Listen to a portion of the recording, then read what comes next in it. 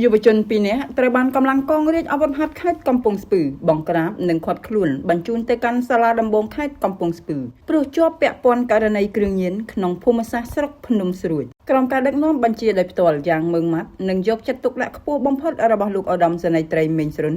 មេបញ្ជាការកងរាជអាវុធហត្ថខេត្តកំពង់ស្ពឺព្រមទាំងមានការសម្របសម្រួលនីតិវិធី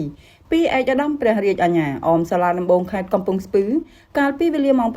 9:30 នាទីនាថ្ងៃទី 11 ខែឧសភាឆ្នាំ 2026 កន្លងមកនេះ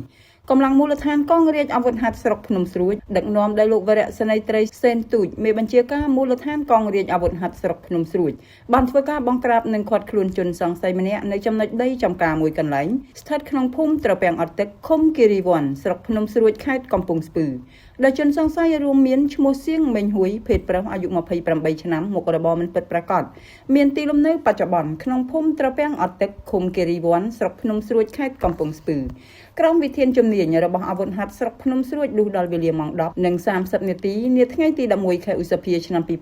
2026កម្លាំងមូលដ្ឋានកងរាជអាវុធហត្ថស្រុកភ្នំស្រួយបានបន្តស្រាវជ្រាវកំណត់មុខសញ្ញា